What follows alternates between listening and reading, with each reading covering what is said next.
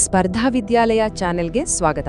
ಪ್ರತಿಯೊಂದು ಜೀವಿಯಲ್ಲೂ ಒಂದು ಇಡೀ ವಿಶ್ವವೇ ಅಡಗಿದೆ ಅಂತ ಹೇಳಬಹುದು. ನಮ್ಮ ಬರಿಗಣ್ಣಿಗೆ ಕಾಣಿಸಿದ ಒಂದು ಅದ್ಭುತ ಜಗತ್ತು ಅದು. ಬನ್ನಿ, ಇವತ್ತು ಆ ಜಗತ್ತಿನೊಳಗೆ ಒಂದು ಸಣ್ಣ ಪ್ರಯಾಣ ಮಾಡೋಣ. ಸರಿ, ಹಾಗಾದ್ರೆ ಒಂದು ಪ್ರಶ್ನೆಯಿಂದ ಶುರು ಮಾಡೋಣ. ಒಂದು ಕಡೆ ಸಾಗರದಲ್ಲಿರೋ ದೈತ್ಯ ನೀಲಿ ತಿಮಿಂಗಲ, ಇನ್ನೊಂದ್ ಕಡೆ ನಮ್ಮ ಕಾಲ್ ಕೆಳಗಿರೋ ಒಂದು ಸಣ್ಣ ಹುಲ್ಲಿನ ಎಳೆ. ಇವೆರಡಕ್ಕೂ ಏನಾದ್ರೂ ಸಾಮ್ಯತೆ ಇದೆಯಾ? ಅಂದ್ರೆ ಒಂದು ಅತಿದೊಡ್ಡ ಪ್ರಾಣಿ, ಇನ್ನೊಂದು ತುಂಬಾ ಸಣ್ಣ ಸಸ್ಯ. ಇವೆರಡರ ಮಧ್ಯೆ ಹೋಲಿಕೆ ಇರೋಕ್ ಸಾಧ್ಯನಾ? ಕೇಳೋಕೆ ಸ್ವಲ್ಪ ವಿಚಿತ್ರ ಅನ್ಸ್ಬೋದು ಅಲ್ವಾ? ಆದ್ರೆ ಉತ್ತರ ಹೌದು, ಇದೆ. ಅವೆರಡು, ತಿಮಿಂಗಿಲ ಮತ್ತು ಹುಲ್ಲು, ಎರಡೂ ಕೂಡ ಒಂದೇ ರೀತಿಯ ಸಣ್ಣ ಜೀವಂತ ಇಟ್ಟಿಗೆಗಳಿಂದ ಮಾಡಲ್ಪಟ್ಟಿವೆ. ಇದುವೇ ನೋಡಿ ಜೀವ ಅನ್ನೋ ಮಹಾನ್ ರಹಸ್ಯದ ಮೂಲ. ನೋಡಿ, ನಮ್ಮ ಕಣ್ಣುಗಳಿಗೆ ಎಲ್ಲವನ್ನೂ ನೋಡೋ ಶಕ್ತಿ ಇಲ್ಲ. ಒಂದು ಮಿತಿ ಇದೆ. ಯಾವಾಗ ನಾವು ಆ ಮಿತಿಯನ್ನ ದಾಟಿ ನೋಡಕ್ ಶುರು ಮಾಡಿದ್ವೋ, ಅಂದ್ರೆ ತಂತ್ರಜ್ಞಾನವನ್ನ ಬಳಸಿದ್ವೋ, ಆಗಲೇ ಜೀವದ ಈ ಮೂಲಭೂತ ರಹಸ್ಯ ನಮ್ಗೆ ಗೊತ್ತಾಗಿದ್ದು. ಇವತ್ತು ನಾವು ಆ ಅದ್ಭುತ ಕಥೆಯನ್ನೇ ತಿಳ್ಕೊಳ್ತಿದ್ದೀವಿ. ಹಾಗಾದ್ರೆ ಈ ಅದೃಶ್ಯ ಜಗತ್ತಿನ ಬಾಗಿಲು ತೆರೆದಿದ್ದು ಹೇಗೆ? ಅದು ಒಂದು ತುಂಬಾನೇ ಸರಳ ವಸ್ತುವಿನಿಂದ. ಅದುವೇ ಮಸೂರ, ಅಂದ್ರೆ ಲೆನ್ಸ್. ನಿಮ್ಗೊತ್ತಾ, ಮಸೂರ ಬೇಳೆ ಅಂದ್ರೆ ಲೆಂಟಿಲ್ ಕಾಳಿನ ಆಕಾರದಲ್ಲೇ ಇದಿರುತ್ತೆ. ಇದಕ್ಕೆ ಲೆನ್ಸ್ ಅಂತ ಹೆಸರು ಬಂತು. ಯೋಚನೆ ಮಾಡಿ, ಒಂದು ಸಣ್ಣ ಗಾಜಿನ ತುಂಡು ಇಡೀ ಜೀವಶಾಸ್ತ್ರದ ದಿಕ್ಕನ್ನೇ ಬದಲಾಯಿಸ್ಬಿಡ್ತು. ಈ ಸೂಕ್ಷ್ಮ ಜಗತ್ತನ್ನ ನಮ್ಗೆ ಪರಿಚಯ ಮಾಡಿಸೋಕೆ ಇಬ್ರು ಹೀರೋಗಳು ಕಾರಣ. ಅವರ ಕುತೂಹಲ ಅದೇ ನಮ್ಗೆ ಈ ಹೊಸ ಜಗತ್ತನ್ನ ನೋಡೋಕೆ ಒಂದು ಹೊಸ ದೃಷ್ಟಿಯನ್ನೇ ಕೊಟ್ಟಿದ್ದು. ಅದರಲ್ಲಿ ಮೊದಲನೆಯವರು ರಾಬರ್ಟ್ ಹುಕ್. ಸುಮಾರು 1665ರಲ್ಲಿ ಅವರು ಕಾರ್ಕ್ನ ಒಂದು ತೆಳುವಾದ ಚೂರ್ನ ತಗೊಂಡು ತಮ್ಮದೇ ಸೂಕ್ಷ್ಮದರ್ಶಕದ ಕೆಳಗೆ ಇಟ್ಟು ನೋಡಿದ್ರು. ಅವರಿಗೆ ಅಲ್ಲಿ ಏನ್ ಕಾಣ್ತು ಗೊತ್ತಾ? ಅವರೇ ದಂಗಾರ್ಬಿಟ್ರು.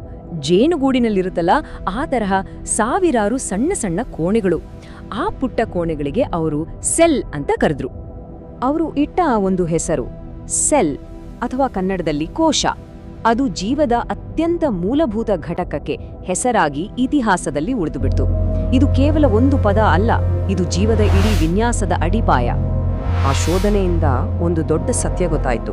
ಏನಂದ್ರೆ, ಈ ಭೂಮಿ ಮೇಲಿರೋ ಪ್ರತಿಯೊಂದು ಜೀವಿ, ಅದು ಸಣ್ಣ ಬ್ಯಾಕ್ಟೀರಿಯಾ ಇರ್ಬೋದು ಅಥವಾ ದೊಡ್ಡ ಮರನೇ ಇರ್ಬೋದು, ಪ್ರತಿಯೊಂದು ಕೂಡ ಈ ಕೋಶಗಳಿಂದಾನೇ ಆಗಿರೋದು. ಸರಿ, ಹಾಗಾದ್ರೆ ಈ ಕೋಶದೊಳಗೆ ಏನೇನಿದೆ ಅಂತ ನೋಡೋಣ.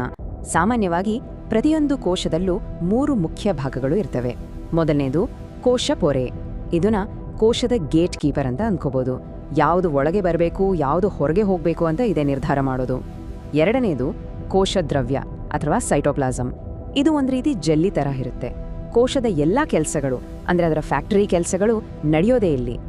ಇನ್ನು ಮೂರನೇದು ನ್ಯೂಕ್ಲಿಯಸ್. ಇದು ಇಡೀ ಕೋಶದ ಕಂಟ್ರೋಲ್ ಸೆಂಟರ್ ಅಥವಾ ಬ್ರೇನ್ ಇದ್ದಾಗೆ, ಎಲ್ಲವನ್ನೂ ನಿಯಂತ್ರಣದಲ್ಲಿಡುತ್ತೆ. ಆದ್ರೆ ಒಂದು ಇಂಟ್ರೆಸ್ಟಿಂಗ್ ವಿಷಯ ಏನಂದ್ರೆ, ಎಲ್ಲಾ ಕೋಶಗಳು ಒಂದೇ ತರ ಇರಲ್ಲ. ಪ್ರಕೃತಿ ಇದೆಯಲ್ಲ, ಬೇರೆ ಬೇರೆ ಜೀವಿಗಳಿಗೆ ತಕ್ಕ ಹಾಗೆ ಕೋಶಗಳ ವಿನ್ಯಾಸವನ್ನು ಕೂಡ ಬದಲಾಯಿಸಿದೆ. ಇದಕ್ಕೆ ಬೆಸ್ಟ್ ಎಕ್ಸಾಂಪಲ್ ಅಂದ್ರೆ ಸಸ್ಯ ಮತ್ತು ಪ್ರಾಣಿ ಕೋಶಗಳ ನಡುವೆ ಇರೋ ವ್ಯತ್ಯಾಸ. ಯಾವುದೇ ಒಂದು ಹ್ಯೂಮನ್ ಸೆಲ್ ತಗೊಂಡ್ರೆ ಅದರಲ್ಲಿ ಮೇನ್ ಆಗಿ 3 ಭಾಗಗಳಿರುತ್ತೆ. ಮೊದಲನೇದು ಸೆಲ್ ಮೆಂಬ್ರೇನ್, ಅಂದ್ರೆ ಕೋಶ ಪೊರೆ. ಇದನ್ನ ಒಂದು ಗೇಟ್ ಕೀಪರ್ ಅಂತ ಅನ್ಕೋಬಹುದು. ಯಾವುದು ಒಳಗೆ ಬರಬೇಕು, ಯಾವುದು ಹೊರಗೆ ಹೋಗ್ಬೇಕು ಅಂತ ಇದೇ ಡಿಸೈಡ್ ಮಾಡೋದು. ಎರಡನೇದು ಸೈಟೋಪ್ಲಾಸಮ್, ಅಂದ್ರೆ ಕೋಶ ದ್ರವ್ಯ. ಇದು ಜೆಲ್ಲಿ ತರ ಇರುತ್ತೆ, ಇಲ್ಲೇ ಎಲ್ಲಾ ಕೆಮಿಕಲ್ ರಿಯಾಕ್ಷನ್ಗಳು ನಡೆಯೋದು. ಇನ್ನು ಮೂರನೇದು ಮೋಸ್ಟ್ ಇಂಪಾರ್ಟೆಂಟ್, ನ್ಯೂಕ್ಲಿಯಸ್. ಇದು ಸೆಲ್ನ ಕಂಟ್ರೋಲ್ ಸೆಂಟರ್ ಅಥವಾ ಬ್ರೈನ್ ಇದ್ದ ಹಾಗೆ. ನಮ್ಮ DNA ಅಂದ್ರೆ ನಮ್ಮ ಜೆನೆಟಿಕ್ ಬ್ಲೂ ಪ್ರಿಂಟ್ ಸೇಫ್ ಆಗಿರೋದು ಇಲ್ಲೇ. ಈ ಸೆಲ್ ಅನ್ನು ಸಿಟಿ ಒಳಗೆ ಸುಮ್ನೆ ಇಷ್ಟೇನಾ ಅಂದ್ರೆ ಖಂಡಿತ ಇಲ್ಲ. ಇದ್ರೊಳಗೆ ಆರ್ಗನೆಲ್ಸ್ ಅಂತ ಪುಟ್ಟ ಪುಟ್ಟ ಅಂಗಗಳಿವೆ. ಇವು ಈ ಸಿಟಿಯನ್ನ ನಡೆಸೋಕೆ ಬೇಕಾದ ಮೆಷಿನ್ಗಳಿದ್ದ ಹಾಗೆ. ಉದಾಹರಣೆಗೆ ನೋಡಿ, ಮೈಟೋಕಾಂಡ್ರಿಯಾ. ಇದು ಸೆಲ್ನ ಪವರ್ ಹೌಸ್. ನಮ್ಗೆ ಬೇಕಾದ ಎನರ್ಜಿಯನ್ನ ಇದೇ ಕೊಡೋದು. ರೈಬೋಸೋಮ್ಗಳು ಪ್ರೋಟೀನ್ ತಯಾರಿಸೋ ಫ್ಯಾಕ್ಟರಿಗಳು. ಎಂಡೋಪ್ಲಾಸ್ಮಿಕ್ ರೆಟಿಕ್ಯುಲಮ್ ಇದೆಯಲ್ಲ, ಅದು ಒಂದು ಹೈವೇ ಸಿಸ್ಟಮ್ ಇದ್ದ ಹಾಗೆ, ವಸ್ತುಗಳನ್ನ ಟ್ರಾನ್ಸ್ಪೋರ್ಟ್ ಮಾಡುತ್ತೆ. ಗಾಲ್ಜಿ ಆಪರೇಟರ್ಸ್ ಅನ್ನೋದು ಪೋಸ್ಟ್ ಆಫೀಸ್. ಎಲ್ಲವನ್ನೂ ಪ್ಯಾಕ್ ಮಾಡಿ ಸರಿಯಾದ ಜಾಗಕ್ಕೆ ಡೆಲಿವರಿ ಮಾಡುತ್ತೆ. ಕೊನೆಗೆ ಲೈಸೋಸೋಮ್ಗಳು. ಇವು ರೀಸೈಕ್ಲಿಂಗ್ ಸೆಂಟರ್, ಬೇಡವಾದ ವಸ್ತುಗಳನ್ನ ಕ್ಲೀನ್ ಮಾಡುತ್ತೆ. ಓಕೆ, ಹ್ಯೂಮನ್ ಸೆಲ್ನ ಅದ್ಭುತ ಪ್ರಪಂಚವನ್ನ ನೋಡಿದ್ವಿ. ಈಗ ನಮ್ಮ ಟೂರ್ನ 2ನೇ ಭಾಗಕ್ಕೆ ಹೋಗೋಣ. ಇನ್ನೊಂದು ಮೈಕ್ರೋಸ್ಕೋಪಿಕ್ ಸಿಟಿ, ಆದ್ರೆ ಇದು ಸ್ವಲ್ಪ ತುಂಬಾನೇ ಬೇರೆ ತರ ಇದೆ. ಅದೇ ಪ್ಲಾಂಟ್ ಸೆಲ್, ಅಂದ್ರೆ ಸಸ್ಯ ಜೀವಕೋಶ. ಬನ್ನಿ ಇದು ಹೇಗೆ ಡಿಫ್ರೆಂಟ್ ಆಗಿದೆ ಅಂತ ನೋಡೋಣ. ಮೊದಲ ನೋಟದಲ್ಲೇ ಒಂದು ದೊಡ್ಡ ವ್ಯತ್ಯಾಸ ಕಣ್ಣಿಗೆ ಹೊಡೆಯುತ್ತೆ ಅಲ್ವಾ? ಪ್ಲಾಂಟ್ ಸೆಲ್ಗೆ ಒಂದು ಎಕ್ಸ್ಟ್ರಾ ಲೇಯರ್ ಇದೆ, ಅದೇ ಸೆಲ್ ವಾಲ್ ಅಥವಾ ಕೋಶಗೋಡೆ. ಇದು ತುಂಬಾನೇ ಗಟ್ಟಿಯಾಗಿರುತ್ತೆ. ಪ್ಲಾಂಟ್ಗೆ ಒಂದು ಶೇಪ್ ಸಪೋರ್ಟ್ ಕೊಡೋದೇ ಇದು. ಇದರೊಳಗೆ ಹ್ಯೂಮನ್ ಸೆಲ್ನಲ್ಲಿದ್ದ ಹಾಗೇನೆ ಸೆಲ್ ಮೆಂಬ್ರೇನ್, ಸೈಟೋಪ್ಲಾಸಮ್ ಮತ್ತು ನ್ಯೂಕ್ಲಿಯಸ್ ಎಲ್ಲವೂ ಇವೆ. ಇನ್ನು ಪ್ಲಾಂಟ್ ಸೆಲ್ನ ಸ್ಪೆಷಾಲಿಟಿ ಅಂದ್ರೆ ಅದರಲ್ಲಿರೋ ಕೆಲವು ಯುನೀಕ್ ಮೆಷಿನ್ಗಳು, ಎಲ್ಲಕ್ಕಿಂತ ಮುಖ್ಯವಾಗಿ ಕ್ಲೋರೋಪ್ಲಾಸ್ಟ್. ಇದನ್ನ ಒಂದು ಸೋಲಾರ್ ಪ್ಯಾನೆಲ್ ಅಂತಾನೆ ಹೇಳ್ಬೋದು. ಯಾಕಂದ್ರೆ ಸೂರ್ಯನ ಬೆಳಕನ್ನ ಬಳಸ್ಕೊಂಡು ಆಹಾರ ತಯಾರಿಸೋ ಮ್ಯಾಜಿಕ್ ನಡೆಯೋದೇ ಇಲ್ಲಿ. ಇನ್ನೊಂದು ಸ್ಪೆಷಲ್ ಫೀಚರ್ ಅಂದ್ರೆ ಲಾರ್ಜ್ ವ್ಯಾಕ್ಯೂಲ್.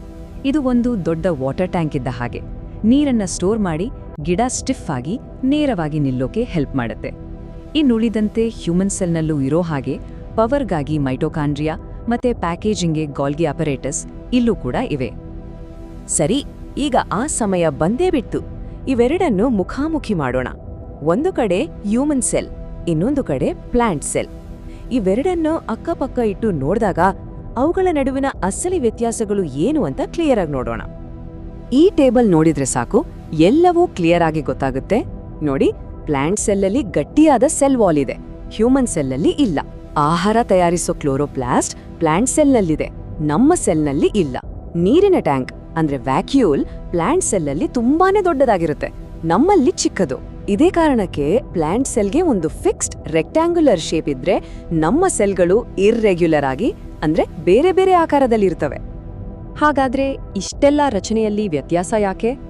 ಇದರ ಹಿಂದಿನ ಅತಿ ದೊಡ್ಡ ಕಾರಣ ಅವು ಆಹಾರ ಪಡ್ಕೊಳ್ಳೋ ರೀತಿ. ನಾವು ಅಂದ್ರೆ ನಮ್ಮ ಜೀವಕೋಶಗಳು ಹೆಟಿರೋಟ್ರೋಫಿಕ್, ಅಂದ್ರೆ ನಮ್ಗೆ ಎನರ್ಜಿ ಬೇಕು ಅಂದ್ರೆ ನಾವು ಬೇರೆ ಜೀವಿಗಳನ್ನ ತಿನ್ಲೇಬೇಕು. ಆದ್ರೆ ಸಸ್ಯಗಳು ಅವು ಆಟೋಟ್ರೋಫಿಕ್, ಅಂದ್ರೆ ಅವು ಸೂರ್ಯನ ಬೆಳಕಿನಿಂದ ತಮ್ಮ ಫುಡ್ಡನ್ನ ತಾವೇ ತಯಾರಿಸ್ಕೊಳ್ತವೆ. ವಾವ್! ಇದೇ ನೋಡಿ ಜೀವನದ 2 ಬೇಸಿಕ್ ದಾರಿಗಳು.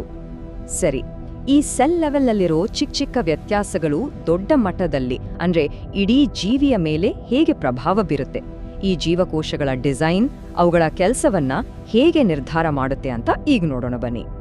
ಹ್ಯೂಮನ್ ಸೆಲ್ಸ್ಗಳಿಗೆ ಸೆಲ್ ವಾಲ್ ಇಲ್ಲ. ಇದರಿಂದ ಏನಾಗುತ್ತೆ ಅಂದ್ರೆ ಅವು ತುಂಬಾನೇ ಫ್ಲೆಕ್ಸಿಬಲ್ ಆಗಿರ್ತವೆ ಮತ್ತು ಸ್ಪೆಷಲೈಸ್ಡ್ ಕೆಲಸಗಳನ್ನ ಮಾಡಬಲ್ಲವು. ಉದಾಹರಣೆಗೆ ನಮ್ಮ ಮಸಲ್ ಸೆಲ್ಗಳು ಕುಗ್ಗಿ ಹಿಗ್ಗಿ ನಮಗೆ ಮೂವ್ ಆಗೋಕೆ ಹೆಲ್ಪ್ ಮಾಡ್ತವೆ. ನರ್ವ್ ಸೆಲ್ಗಳು ಮೆಸೇಜ್ ಕಳಿಸ್ತವೆ.